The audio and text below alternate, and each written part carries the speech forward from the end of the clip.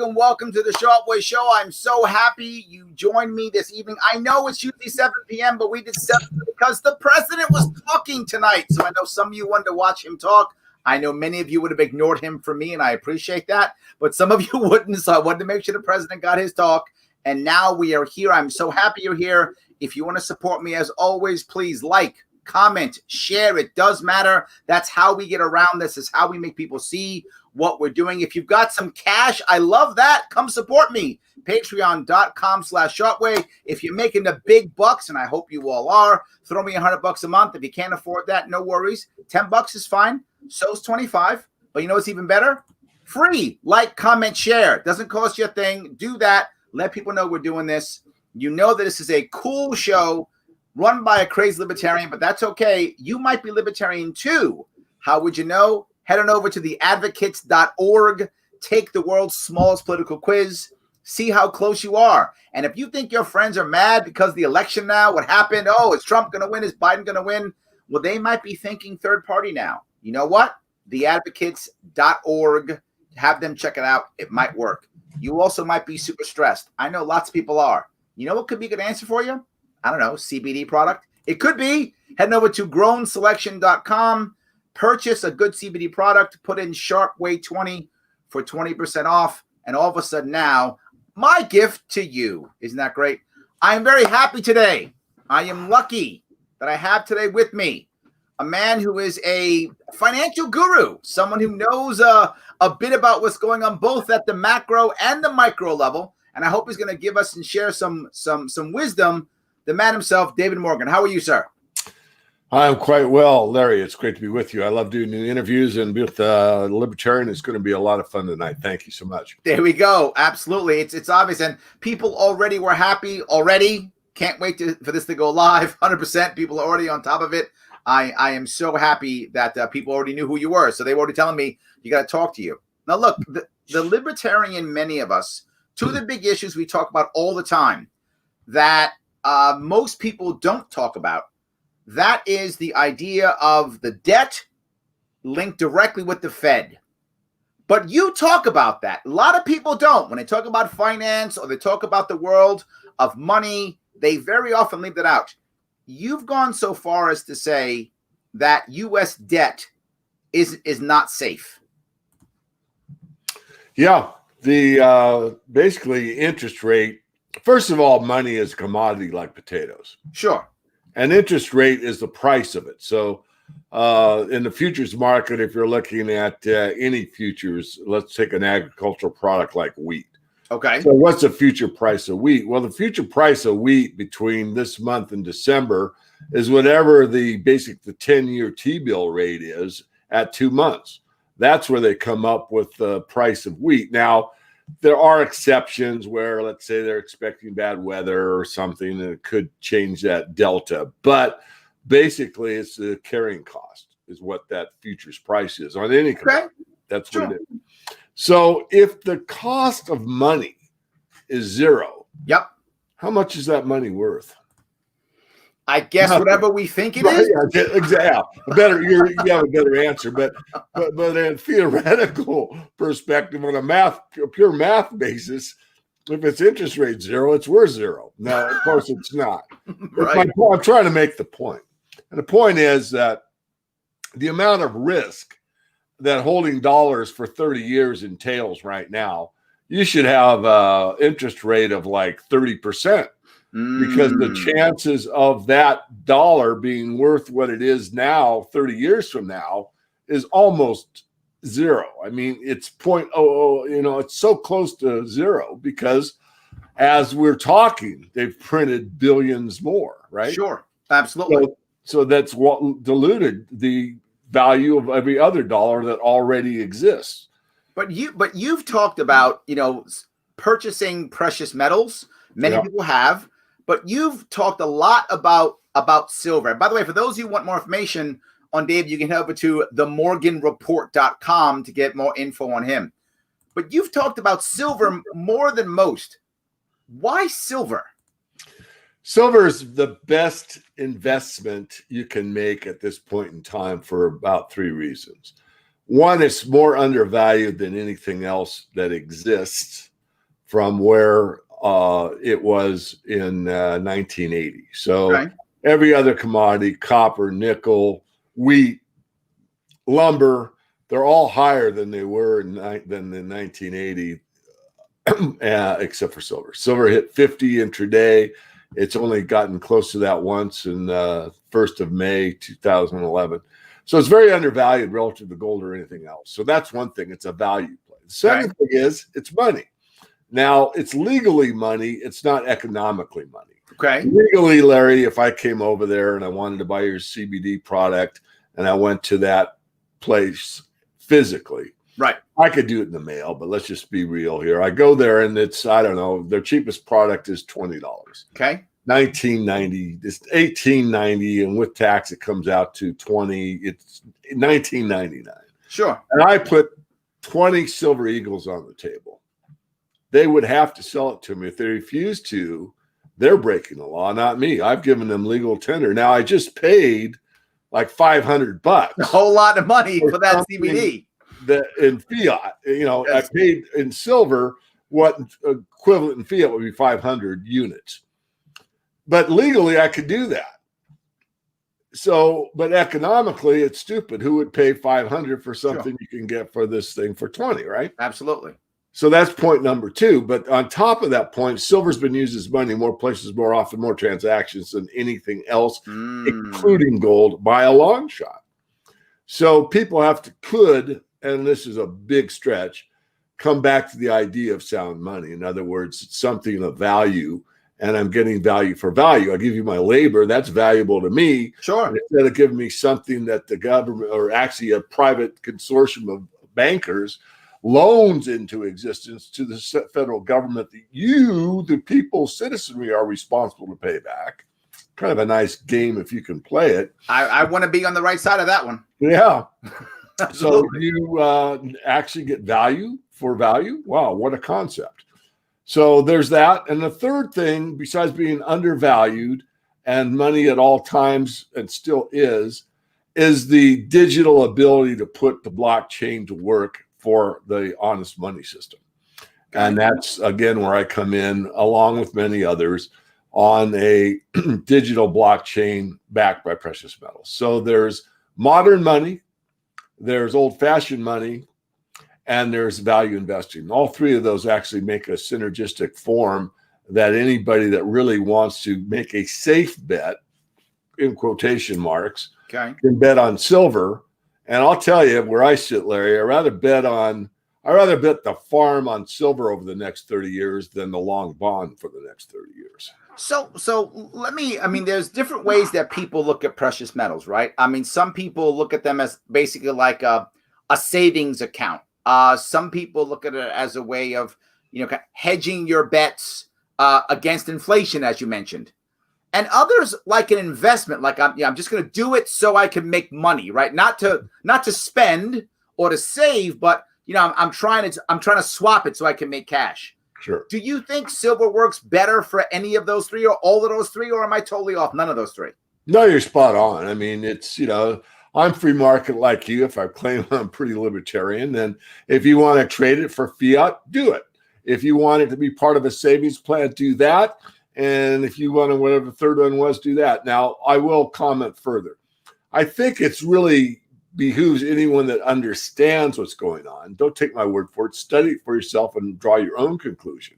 If you come to a similar conclusion or the same conclusion as myself, you'll see that in these times where speaking the truth is a revolutionary act, the truth is you want to save in real money. What's real money? Real money is gold and silver. It's been that way for thousands of years. So some of your savings should be in money, not in currency that doesn't erode over time. So that takes care of the savings part. Does that mean all of your free cash that you would normally put in a savings account in a bank goes into precious metals? No, it does not mean that. It means not the opposite. It means that a portion of it. Right. So if you pay yourself 10% every paycheck, as an example, maybe 10% of that 10% of that 1% of your savings goes into precious metals every month. Hey, that's not a bad idea, especially for somebody that's a millennial. It's good for anybody, but especially younger people, because they're the ones that are going to be hurt the most when this inflationary scenario comes to a bitter end, which I think is going to happen. Is happening, but I think is going to accumulate in the next probably 2 to 3 years. So we'll see. We'll see. I've got a couple questions here from a fan. I'm going to read it real Sure. fast. This is from Will Schmidt. He says, I'm a great admirer of both you and watch your videos regularly. I have 2 questions for David. I am keeping a portion of my assets in cash, but I'm very concerned about inflation. What are the safest and least safe places for me to keep in cash? Secondly, I don't like my pension check being directly deposited into a Federal Reserve controlled bank. Does your new gold load program accept direct deposit? If not, what or other better alternatives do I have to the bank? Okay, well, good. No, load doesn't take direct deposit. Okay. And I'll say yet. I don't know if they ever will. Although the latest influx of cash is 12 million euros, 10 million euros, 12 million US equivalent or close to that. And it is bank, but it's European. So I would say your best bet, there's 2 things on the bank.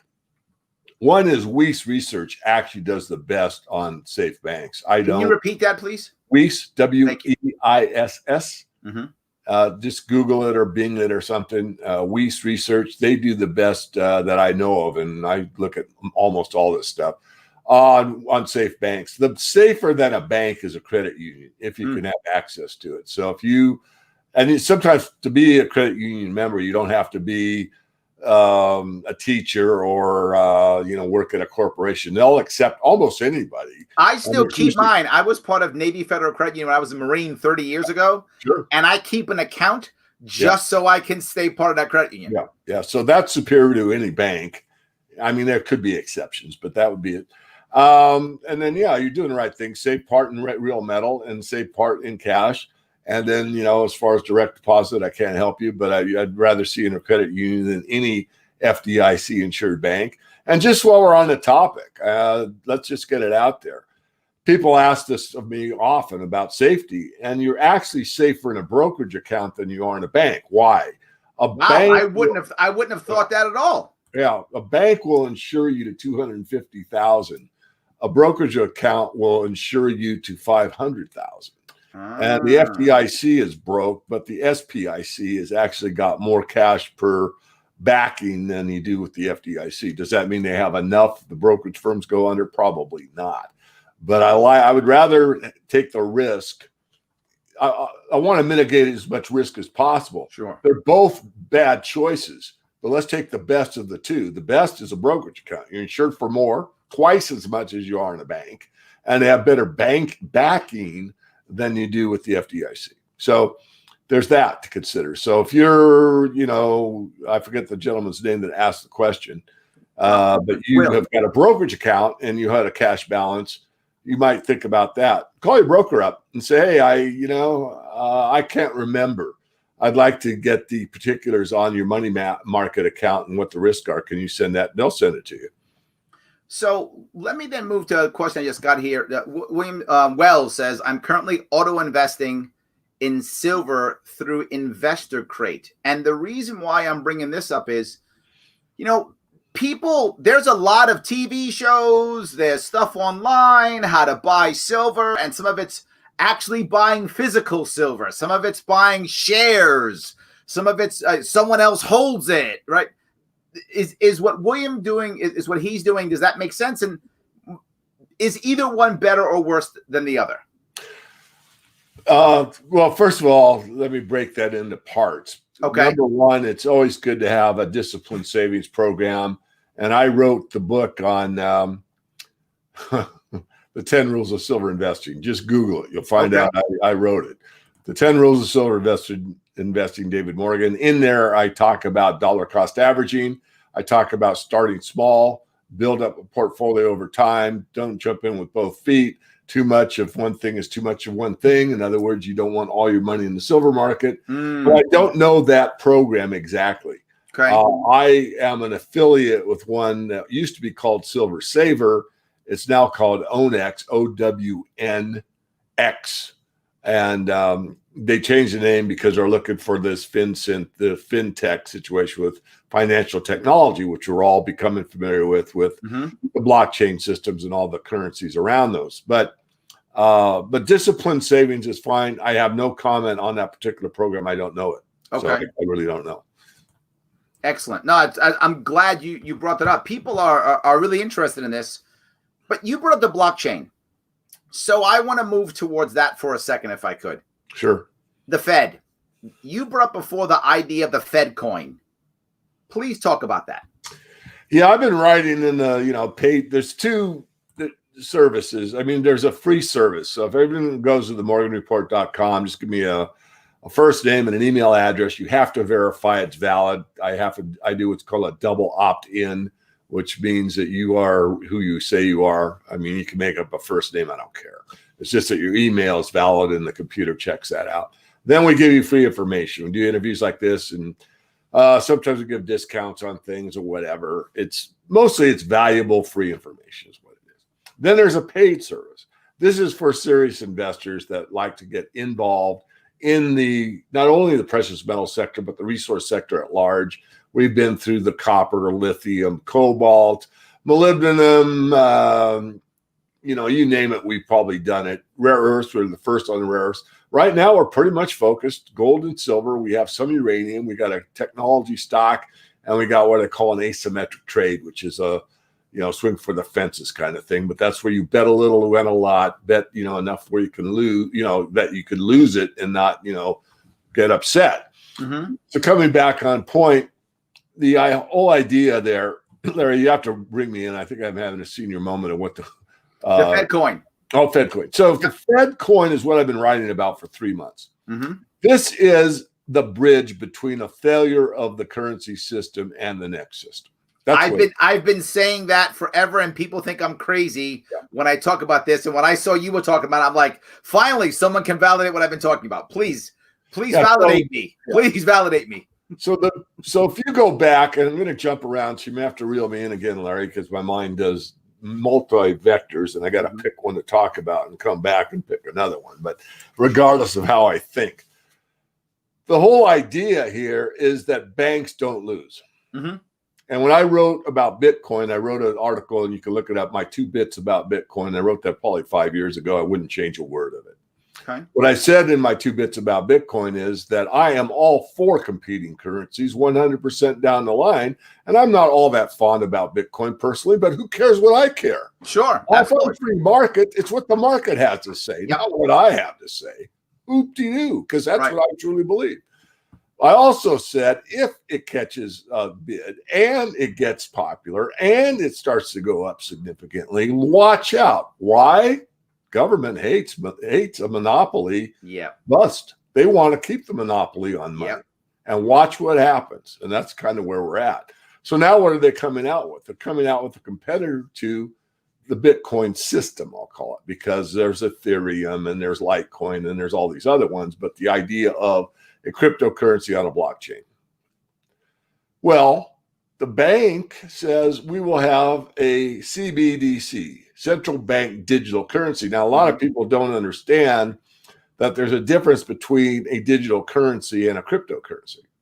But the digital currency can also use the blockchain, which is what they'll do. So what I wrote in the last report, and I don't mind giving out this, paid information for free because it's valuable to everybody. And just because, look, when you pay me, it's not just me. I have a staff. And it's not just resource stocks and how to make money in the market, which is part of it. It's also you get to look into how I think. And I write the editorial. No one does that but me. Mm-hmm. And so right or wrong, it's my name on the report. So I think that they will allow all these blockchain currencies to exist. But here's what I wrote. Okay. If you want to get a mortgage, it's got to be with the Fed coin. Got it. If you want to get a utility bill, it's got to be the Fed coin. If you want a student loan, you got to use the Fed coin. Yeah. If you want to buy groceries, it's got to be with the Fed coin. Yep. But if you want to go Airbnb, use your Bitcoin. You want to go lease somebody's condo, Bitcoin's fine. You want a particular restaurant that someone likes Bitcoin, Bitcoin away. So they're not going to shut it down. They're not going to close it down. They're not going to stomp it out. They're not going to void it. I mean, it's possible. I don't think so. I think they'll just ignore it. If you want to do anything of substance, what I mean, anything that's backed by their system, which means you have to have credit. Yep. You know, most people just don't pull out their back wallet and say, I'm buying this house and pay cash. That's Sure. pretty unlikely. So if you want to use I'm hoping one day, David. I'm hoping one day. Hoping. But if you're going to get the, I call it the Fed con, because it's another con, you know, it really is. It's just moving from one system to one where they have tighter control. Look, if they take away cash, which is what they're shooting for, they've said it. And I've reported on that. And I usually cite my sources, which I did in that one 3 months ago or so, maybe 4 months now. And I said, I reported what they said. They said we're going to a cashless system with an unbacked digital currency that will not be controlled at all as far as the limit. It will be unlimited, modern money theory. We can print all we want. The central banks only will control it. You can't say anything, and everything that you do will be taxed, traced, and tokenized. Absolutely. And you will be basically on, and this is my words, not theirs, a social credit system. So if you're a good little boy and girl and you do everything that we mandate as far as how you think, act, and react, you're going to be able to get all the credit you want. And if you don't, your social media score is going down. So we're in a position, Larry, of where, as a libertarian thinker, I have changed my view radically from where it was a decade ago or maybe 2 decades ago, where financial freedom meant freedom. I mean, if you had enough of that funny green paper, you could live where you wanted. You could, you know, live a lifestyle wherever. You could travel. You could be, you know, hide out in the mountains and be a super intellect, go become a monk for 6. I mean, do all kinds of things. Sure. You had enough of that funny paper. But that's not true anymore. No. You can have all the funny paper in the world, and if you have a low social credit score, you can't get an airplane ticket. Absolutely. You can't rent an apartment. You can't lease a car. So this is the direction we're going. I say we're not, but no, we are. We've already gone there to a degree. Well, if anyone here watching, and maybe you have happened to see, there is a series that came off of USA Network that now I think you can watch if anyone cares to watch it on Amazon Prime, I believe it is. And it's called Mr. Robot. Have you heard of it? I watched it. Yeah. And this exactly what you're talking about is what actually wound up happening, right? I don't want to give the plot away if those you haven't seen it. It's a long series, about 4 seasons long. But over the course of it, the government does exactly that. As a way of getting out of its problems, it creates in the series, it's called eCoin, right? In the series. They call it eCoin, what you're talking about, the Fed coin, right? But that's basically what it is. And they do it because they want the government to control it, because they don't want the Chinese to control it. That was what happened in the series, right? That was the goal. So I think we've talked about this already. If anyone has happened to seen the HBO series Westworld, the 3rd season of that covers the idea of a cryptocurrency being used for bad people to go do bad things. But then we find out later on that the people making them do bad things is actually the government just trying to control the bad people. So they're actually using the cryptocurrency to control the bad people, and the bad people think, bad people, right? They're trying to control the bad people. Yes. So I think that art has already gone down this road for many of us, thinking the same way you're thinking.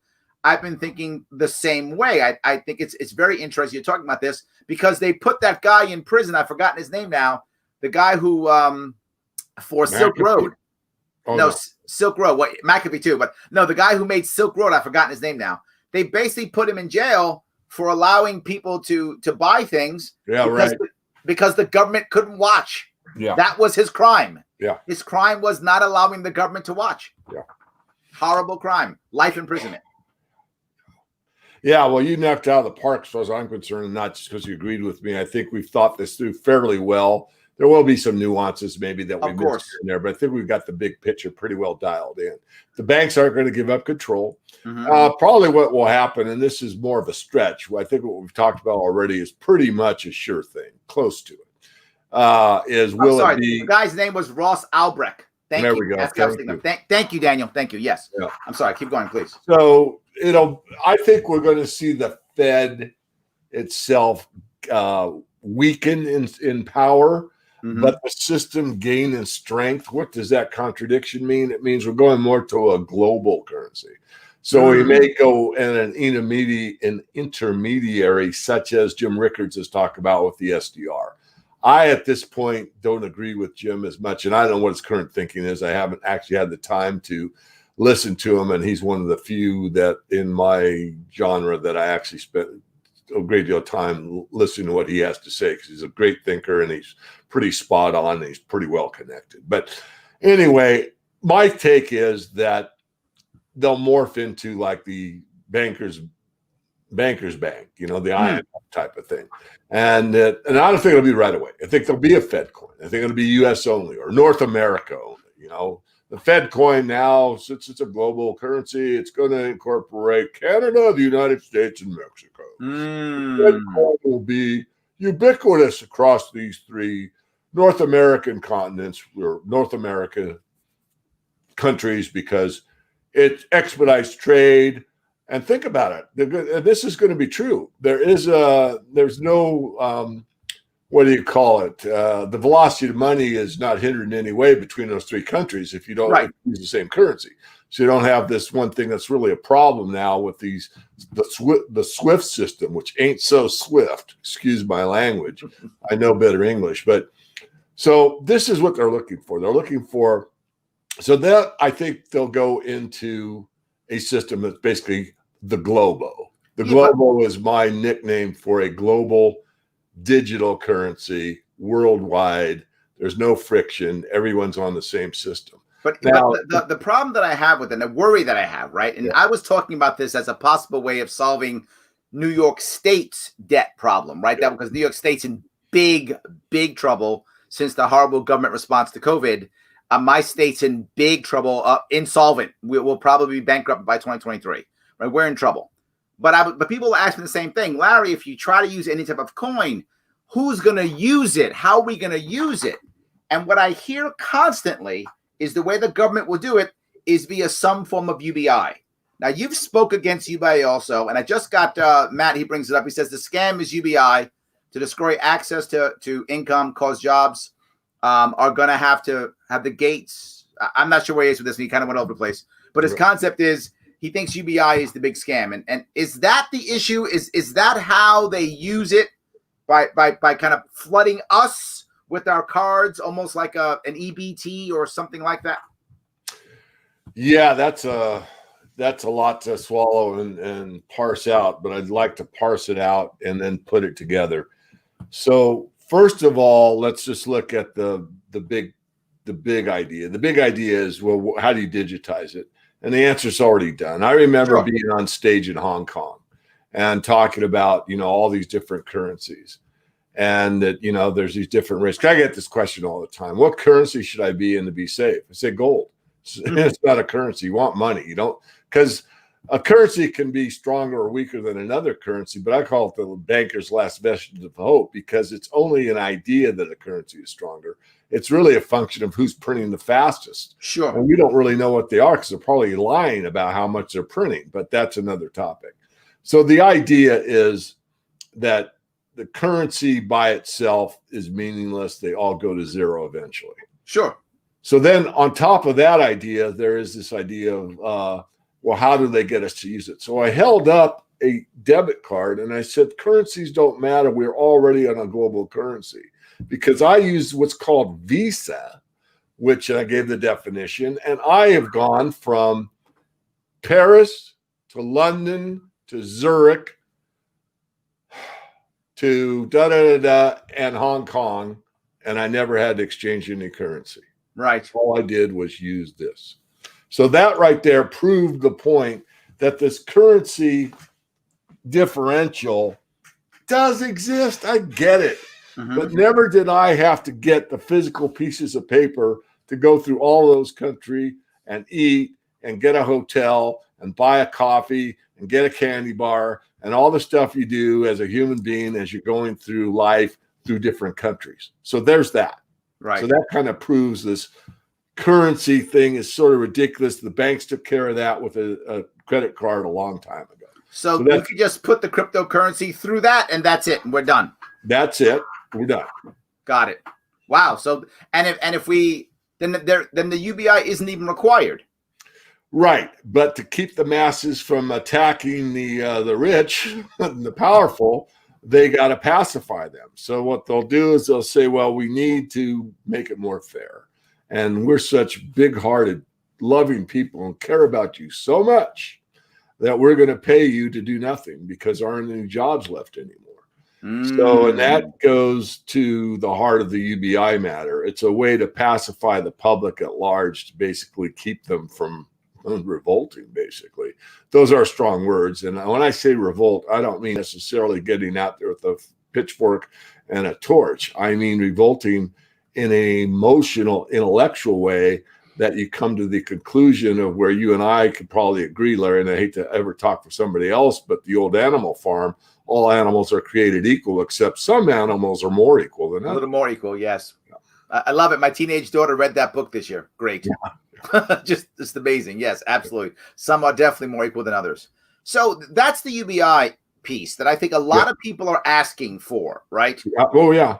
A lot of people the idea being, sorry if I interrupted, and you have a great mind, and I love hearing as much as I love to talk, but I have a metaphor that I've used in some of my lectures. I haven't used it often, but it shows this is my take, but it's proven by nature, or at least this is the way I see it. And I put up a picture of the king of beasts, the lion. He's on the savannah. His hair is just bushed out, beautiful. His eyes are piercing. It's like one of the most majestic things I've ever seen, this lion out in savannah being a lion. And then you take a lion that's on UBI. And this lion has got everything. It's got surroundings. It's got food. It's got medical care. It's got health care. All these are free, by the way. It's got a water supply it never has to hunt for. It's even got a mate that it's really not that interested in. And you take a picture of this UBI lion, and it's mangy. There's no spark in its eye. It's in a cage. It's in a zoo. Yeah. It's not in its natural environment. Now, that lion that's a lion has no idea really where its next meal is coming from. I mean, I don't know how a lion thinks. I'm not saying they think or they don't. I don't know. What I do know is that it's got instincts. It knows how to survive. And it's being what it's meant to be. Whereas this other lion that gets everything given to it cannot be a lion anymore. Right. And I know that I'll probably get some flack, even with a libertarian mind, for, well, there's people that need to be taken care of. I know that. My father was paralyzed from the neck down. So I know what having to be taken care of means. So don't give me, well, David, you're not there. I'm there. What I am saying is that when you take away the ability to be what you can be, or I even use the word should be, or could be, or want to be, what have you taken away? You've taken away dignity. You've taken away things that are priceless. And we're not taught that. We're taught that if as long as I get enough money, everything's okay. No. I'll go back to art again. If you happen to see the movie Ready Player One. Oh, yeah. In that movie, if you remember, no one cares about reality. They only want their monthly stipend that they can put back into the virtual reality world. Perfect. And they only care about the virtual reality world. And they literally live in hovels. Exactly. Because they don't care about their actual life. They're fine being in the prison or the cage, as you say. Right. They're getting enough to eat. Now, all they got to worry about is how do they use digital in-game currency to, become the superhero in the game. And that's all they care about. And I see UBI as a way towards that. That's my worry. That is my worry. Perfect. I'm so glad because this, I'm learning as much from you as you are. Hopefully I'm providing some good content for everybody. I certainly my head and heart are the right place. No, you're hitting a home run after home run, Larry. You're exactly right. And this is the direction. Concern. Yeah. I mean, look, if you steal your essence, I'll call it, your big eye, your aim, your reason for being. I'm so idealistic. I believe everyone has a reason. I also believe that very few people find it. Also true. But if you do find it, I have a duty. I have a moral obligation to my fellow human beings to do what I do. What is my mission statement? To teach and empower people to understand the benefits of an honest financial system. Think if we had a financial system where we told the truth 100% of the time, where would we be now? Very different. Different place. Very different. Absolutely. Very different. So 100%. anyway, back to you. You probably got another thought, but no, Yeah. that thing that's upsetting, but it's true about the Ready Player One. When I watched that movie, I related, and I'm not a gamer. I tried like Halo. It was like, I'm not there. My free time is watching a documentary where I can learn something. That's my free time. Yeah. But that doesn't mean you don't have the right to play all the games you want. I'm not going to tell you I'm libertarian. Absolutely. Do what you want. If that's what you want, do it. I don't care. Absolutely. Just let me do what I want to do. Anyway, sorry. Back to you. So let me go to the opposite side of UBI, which is quantitative easing, right? Which is a UBI for somebody else, but not for the individual. Right. You have said something which a lot of people don't say. Most people say quantitative easing. For those who don't know what that is, that's when the government basically just gives money to us every quarter. Puts money into the economy every quarter. And most people, when they talk about it, go, this is what's helped our economy. This is a good idea. We're so happy we have this. But you have said that quantitative easing really helps Wall Street, not Main Street. That's true. Yeah, the big money goes to the money center banks, and the money center banks distribute it, and they distribute it to their friends. So the first people to touch it have an advantage over people that are the last to touch it. It's called trickle-down economics. And most of us kind of learned something about that even in high school. But the point is simple. If you get to use it before it has watered down the money supply at large, you have an advantage over the people that get it last. Sure. And that's what happens. So Wall Street basically gets to use this money. And what they've been doing with it is really, I wouldn't say it's unethical, it's legal. Just because something's, by the way, let's just stop here for a second. I'm going to digress, and you're going to have to bring me back to where we are. But there's a thing about law, and there's a book called The Law by Bastiat that talks about how degraded the law can become. There's really two laws. I'm going to make it very simple. There's natural law, which is what the country was purportedly founded on. I say it was, which is your God-given constitutionally secured rights. The only reason government existed at one time, in the very idealistic beginning, was to protect your God-given or your natural rights. That's why it existed. That's the only reason it existed. Yep. And then there's the law. And the law is a convoluted bunch of things written down on pieces of paper by very cunning people to basically chisel something out of someone else and call it legal. Mm-hmm. So when you say it's lawful, you got to really define whether it's naturally lawful or morally lawful, or whether it's legally correct. Well, we have a problem here, though, Dave, and this is a problem that we have in America, and that is the average American cannot tell the difference at all. I was speaking with, and I tell the story often, I was speaking to an intellectual property attorney, very smart, credentialed woman, very bright, very smart, and she was talking to me about intellectual property law. And she said something like, "Oh, Larry, you don't know how copyright works. It's like, I'm making this number up. It's like 70 years after the death of the writer." And I said, "Wow, what a terrible law." And she said, "No, Larry, you don't understand. This is very important. This is the law." And I said, "No, I don't doubt that it's a law. I'm just saying it's a terrible law." She went, "No, Larry, we had to change our law to match with international law, which in her eyes, even better." And I said, "Great, that's really bad international law." Yeah, right. And she said, and she was mad at me. She was angry at me. Now, she didn't sponsor the law. She didn't write the law, but she was angry because in her head, legal equals righteous. Yes. So I was being an evil, bad person for not loving the law, which is by default righteous. Yes. So this is a common problem. Oh, so another home run. Yeah, you're brainwashed. I mean, first of all, you're brainwashed from the very early start from programming. I mean, television programming is exactly that. Yep. So you're taught from the very, very start that there's authority figures. So there's someone that's better than you at anything, name it, cooking food, building houses, teaching, the political system, the banking system, the healthcare system, the legal system. There's always somebody superior that's an authority that's going to tell you how the cow eats the cabbage because you're too stupid to learn any of this on your own. And they usually wear a cool hat, usually. Yeah, right. Yes. So that's the exact opposite of where we started. Right. Which the ideal, again, I'm being an idealist here, so I'll put on my idealist hat, is that your natural laws are protected, which means you have the right to, freedom, happiness, what is it, life, the pursuit. Life, liberty, pursuit of happiness. Life, liberty, and pursuit of happiness. That was in our divorce papers from the UK. And what they don't tell you is the responsibility falls on you.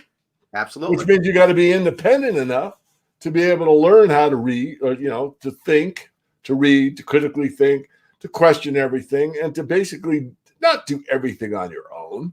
But voluntarily associate when you feel it's appropriate to associate. Exactly. It's voluntary. You get to voluntarily associate with who you want, and you get to speak your mind at all times. And people who are adult enough, that's something adult. How many of those do we have in the United States? Like 7? I counted. Like 7? I think there's about 12. 12. Okay, 12. Yes. There we go. Yes. About every 5 or 6 states there's one adult. There we go. Yes, absolutely. It's madness. So anyway, I'm sorry, my sick sense of humor, but this is the case. We should all be able to have a dialogue. Look, I look at the left a lot. And the reason I look at the left a lot is because I don't want to leave something out. And my view on the left, generally broad brushed, I don't want to get too many people upset at me. You'll get some, but don't worry. They've got good hearts, but they don't understand the economic intricacies that are required to get things done. The right can be way too far on the profit at all costs. I mean, I'm pretty much, in the middle, meaning, I like to call it conscious capitalism, but there's not that much of it. I mean, if you're going to produce... There's a worse problem here, David, and the problem is in communicating, right? Yeah. We have to remember that humans are not only logical, we are also emotional, some more emotional than others, but we're all both, right? Depending on what we're talking about. Sure. And what the left does very well is it speaks emotionally, right? Yeah. It says we care, it's fair, it matters. The left, the right is terrible at communicating that way. Yes. They're bad at communicating, so it doesn't land well. Right. If you're coming from the right, you can talk about things that might make sense, but someone from the left doesn't like it, so they don't hear it. Yeah. Because it feel good. Well, that's like when we got into where we were, I don't know, 10, 15 minutes ago, I said about my father being paralyzed from the neck down because I wanted to hit people right between the eyes. It's like, look, I know there are people that can't do things that need to be taken care of. Look, I know that. Absolutely. And I want to set the scene because I do have emotion. But that does not change my viewpoint of what is the most advantageous for the population at large, which means to be able to have life, liberty, and the pursuit of happiness. If your happiness is getting a video game and using digital currency, living in a beat up one-room trailer park on UBI, who am I to say that's a bad life? Absolutely. It's not for me. So we talked about UBI and quantitative easing and the Fed. A lot of that goes towards the idea of, is there going to be some type of crash or some type of recession or some type of depression? And to Craig, his answer is, his question is, how soon we crashing? That's what he's saying. We are crashing right now. There's going to be huge increases in the price of food. And I see it in New York City already. In New York City, I already see it. In London, I just did a piece I put on my Twitter, or excuse me, on my YouTube channel. No, I quoted Elliot Janeway. I think it was the May edition of the Morgan Report. And he said, the next Great Depression will make the last Great Depression look like a small technical correction. Wow. And that is true. I don't like to say it. I gave him credit for that quote, but that's where it's going. Now, it doesn't mean as worse than the 1930s in every case, but the general malaise will be greater. First of all, in the Great Depression, the unemployment rate was about 25%. Right now, if you use shadowstats.com from John Williams, the unemployment rate right now is 30%. Yep. Last time I checked, 30 is a larger number than 25. It still is today, yes.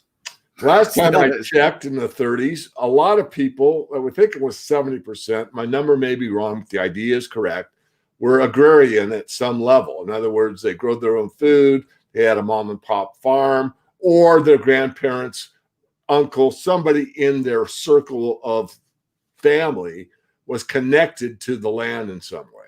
Not true anymore. Very true. I agree. Yes. So what I always talk about all the time, and I talk about this specifically when it comes to poor communities, immigrant communities, minority communities. I talk about the idea that what has hurt many of them over time. I grew up in the South Bronx. It was the idea of not having an ownership mindset, that everything is just a rental mindset. Years ago, about 20 years ago or so, I used to sell cars. And when I would sell cars, I could tell from what socioeconomic background somebody came based upon how they asked about buying the car. And generally speaking, if they were poorer, they asked only one question: what's the monthly note? Right. That's it. They didn't care what the interest rate was. They didn't care how much the car costs. Nothing. And they would easily shift a buying into a lease if we could just get the monthly note down. And I'd say, yes, of course, if you want that. Yeah. Right. And the funny part is, what I would do is I was the weird guy. One of the reasons why I quit doing it, because it was so unethical, is I would literally show people, look, here's what the car costs, and they would ignore me. Yeah. Literally. How much I have to pay per month. Yes, they would literally ignore me. I'd say, well, here's the price of the car. I'd be like, what's the monthly note? Okay. And that really is what happened. I saw that clearly. I saw it in my father and my mother. My father was much more about, all we got to worry about is paying the rent and we're good. And my mother was like, no, we have to actually own something. Yeah. And it took me until I was a teenager before my parents could move out and actually own a house. That's how long we were own. Everything was rental. My whole life mindset was rental, but that made me change how I thought. And one reason is my mother was able to push my father into being more entrepreneurial. He was actually a weekend DJ. And that's how he made the money that we could save to go put the down payment and to buy the house. But that wasn't where he came from. It wasn't that my father was a bad man or a smart man or a dumb man. It was cultural. That's what he knew. So that's who he was. And I think we're having that problem now, but it's not just socioeconomic. It's actually generational. The younger generation is in a mindset of, what's my monthly Netflix fee? What's my monthly, I rent my furniture now, right? Everything is a monthly note. And I think the mindset is a problem. And your point earlier about a millennial deciding to put some money in gold, I think is an amazing concept, and it would create that idea of ownership. Thank you. I'm starting I used to do radio, nothing professional. I was a DJ in college, but I know all the formats because I had to get the FCC license. So I know about PSAs, public service. Sure. Yep. Announcing the time, giving the weather, reading the news, all that stuff. Anyway, I'm going to call it PSA. I'm making a website, or my webmaster is making a website for me called the Morgan Millennial Minute. And I'm going to do very short clips for the millennials, just to try to teach some of these very basic concepts, because they've been given the short end of the stick, meaning that we, the boomers, have spent all the money, their money ahead of time. And we had this attitude, and it's very incorrect in my view, that the more stuff you have, the happier you're going to be. And you have to have a certain amount. I mean, that's what this UBI is, painted to be. I don't really agree totally with a lot of it, but the idea that's sold is that your needs are taken care of, and what's better than that? We care, and so you're going to be cared for. Well, I don't want to go too far down that. You already heard about my dad, but it's a very big picture, and it's very complicated because there isn't a one size fits all. I'll just go back to the lion picture. Just picture the two lions and ask yourself, which one do you want to be? One has a lot more risk, but you're truly a lion. The other one has basically no risk, but what kind of life is that? And that's for you to answer. I can't answer for you. It's life, liberty, and pursuit of happiness. What makes me happy? I'd rather be there, David. I feel secure. And I'm not going to answer that for you. That's an individual choice. But coming back to your point, Larry, these people, and I have two millennial daughters, are taught that you rent it. Yes. Experience is important. Yep. Ownership isn't.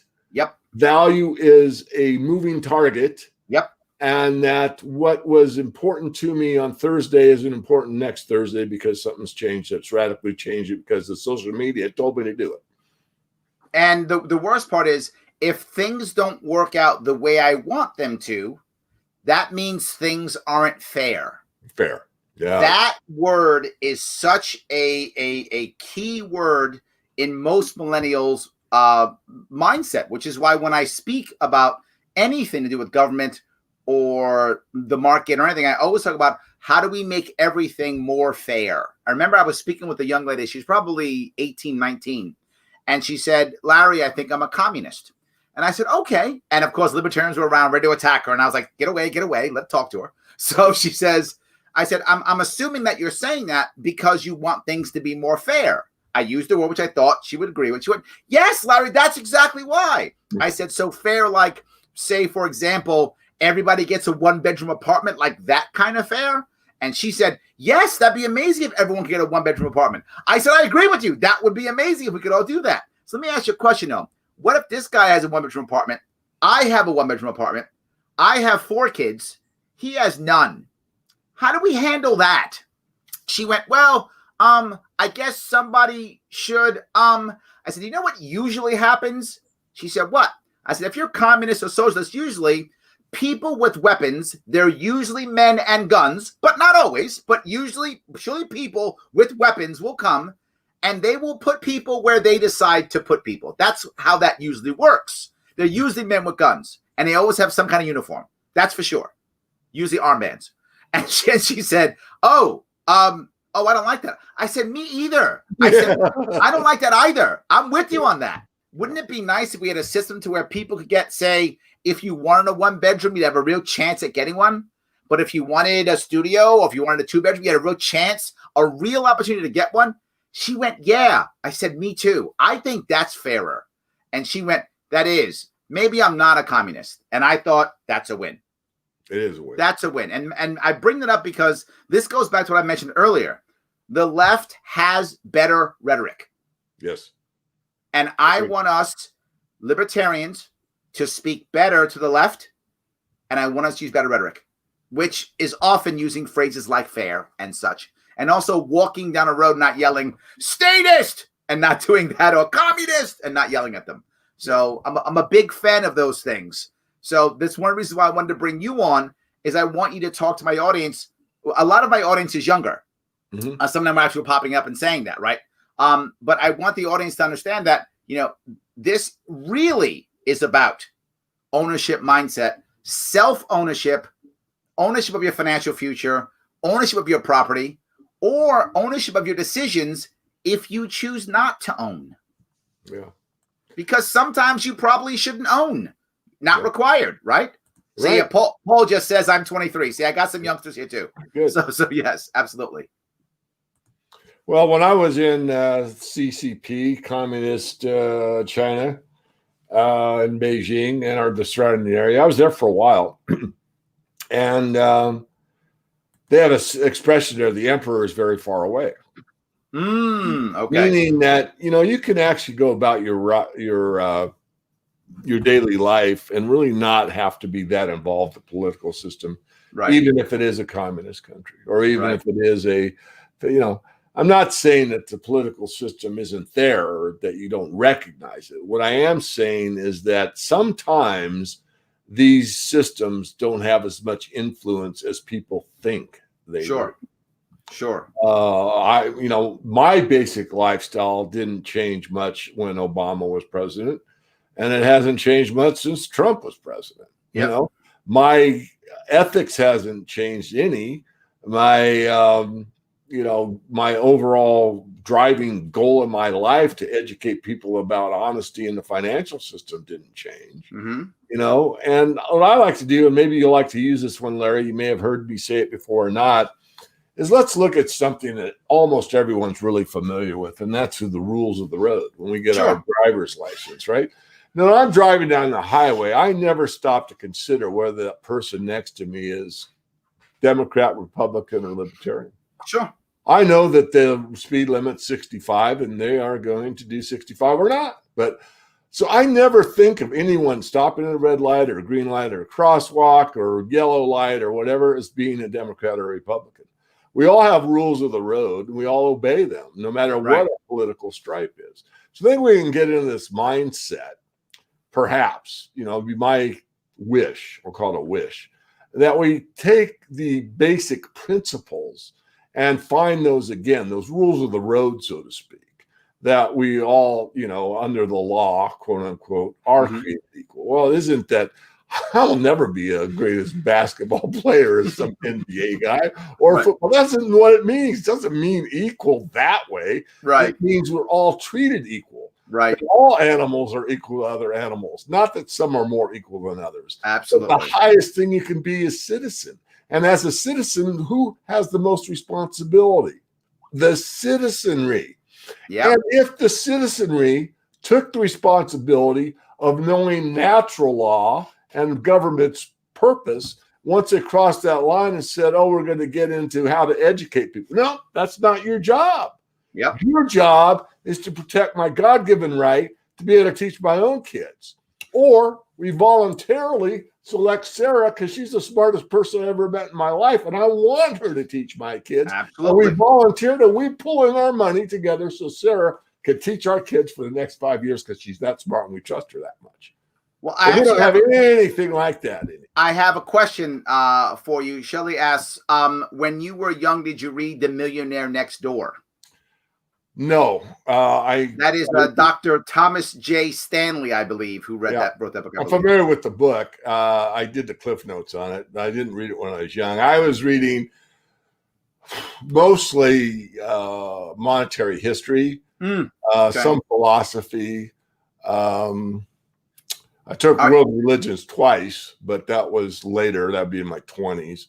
Very young, the stuff I was reading was mostly about the system and money, and I didn't catch on until I was probably in the 17, 18 age group that it was corrupt. Got it. It was one of those things, I'm getting way off base here, but Iron John, who wrote Iron John? Oh, yes.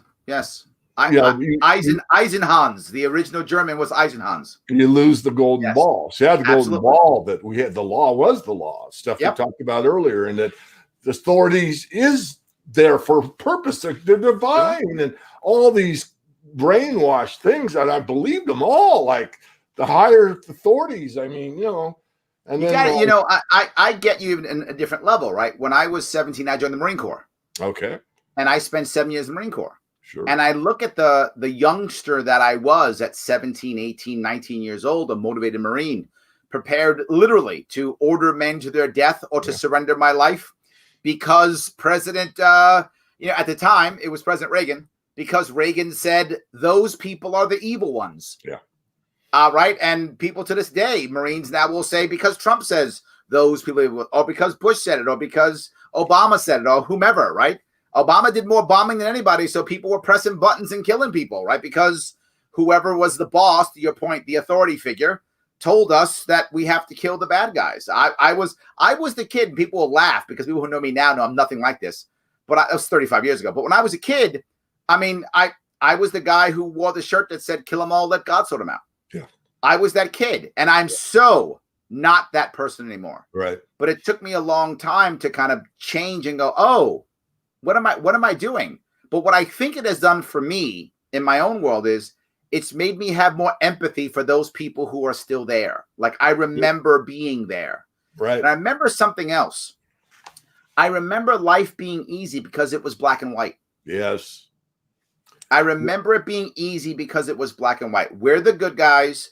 They're the bad guys, period. Government's always right. If you got in trouble, that's because you were bad. Yeah. Yeah, when you're a hammer and everything's a nail, it's a very simple life. It is a whole lot easier. Absolutely. So, well, let me ask you, is there something before we wrap this up? Is there something that you want to bring up? And by the way, one more time before you say that, anybody who wants more information on David, please head over to themorganreport.com to get more information about him. And of course, if you think you're libertarian, head over to theadvocates.org. And what I'm going to ask everybody who's watching, even if you've taken the test before, Send it to your friends to see if they are libertarian. It does matter, guys. It does matter. And also my sponsor, if you care, if you are a CBD user, please head over to Growing Selection. It is a libertarian-owned company. Sharpe Way 12, get 20% off. So is there something that you want to bring up or talk about before we wrap this up? Yeah, a couple things. Number one, the world's smallest political quiz. I used to have a whole stack of those because I got those from Harry Brown. He used to give them out. And I absolutely my desk drawer thinking I might have still had a stack of them. I couldn't find them. Very familiar with that. Absolutely. So two things. Number one, for everyone, but particularly the millennials, is I think one of the best ways to be happy in your life, this is speaking from my experience, is be a lifelong learner. Sure. And don't get locked into the dogma. Don't be open-minded enough to at least question. As Ayn Rand said, check your premises. My basic premise is all libertarians are good. And I find one that isn't good, I have to come back and maybe check maybe all is too encompassing. Maybe there's some bad libertarians out there. Corny example, but you get my point. Be willing to admit it when you're wrong. In fact, when you're wrong, you should promptly admit it. You know what? I'm wrong. It took, I have to digress a bit. I had the T-shirt too that said "Kill them all" that got sorted out. I started off in the aircraft industry. I was in the the next business of bringing you World War III, and I got to a point where it was cognitive dissonance. I liked the pay, but I didn't like the idea that we were feeding the killing machine. Absolutely. And God actually took care of it for me. I ended up getting fired from that job, and was the worst day and the best day of my life. It was the day that I got to do what I'm doing now. And, I had to, so I digress. So one, be a lifelong learner and be willing to admit when you're wrong. And number two, RAK, random act of kindness. I think this is something that the left may probably do more than the right. I don't know. I don't want to take sides. I don't like taking sides. But a random act of kindness is maybe that person that is, let's not call them disabled, but challenged. And what's challenged? It's the lady that lives 4 houses down from you that's about 80, and she has a hard time walking down to the end of the driveway to get the newspaper. Why not just get that newspaper and put it on her front step for her, and not say it and not tell anybody? Random act of kindness is doing something kind just for the act of doing something kind. We had a libertarian by the name of Keith Price running for local office in upstate New York, and he called it the opposite, act of random kindness. And he said, we have enough of that. We will build an ARC, act of random kindness. He used exactly that concept, but he used ARK because ARC sounded cooler. I like it. Yes. Argument. This guy says that this Keith Price stick. He remembers Keith Price. Yes, he had that, but he used ARK. I love the idea. I wasn't prepped. You asked me. I love it to my heart, and I like it. I think it's important. I've done it. I don't do it maybe as much as I could, but I do it. And, it's something that just can't help but make you feel good. Absolutely. I just will give out one real quick, and now it's probably ego coming in, so forgive me, folks. But, once in a while, I'll be in the line for I won't name the company, but it's a well-known coffee place. And I'll just get to the speaker or get up to the pay, and I'll say, how much is the bill behind me? And she'll say, I'll say, okay, I just paid it. And when they come up to pay you, just tell them that there was an act of kindness by the car in front of you. And who is he? I don't know who he is. He's just some guy that just bought your coffee for the day. Oh, what do I say? Say whatever you want. You could say that, just let them know that there are kind human beings out there, because people tend to forget that. We do have to care about each other. Absolutely. 100%. I love that. Caring matters. Absolutely. Yeah. All right. Well, David, thank you so much for coming today. I appreciate it. Everyone, thank you so much for watching and all of your comments and questions. I appreciate it. Remember, if you want more, please head over to themorganreport.com. I will be back here tomorrow at 7, unless the president talks again. If he doesn't talk, I'll be back here tomorrow at 7 with Lou Perez, believe it or not. I will have him on my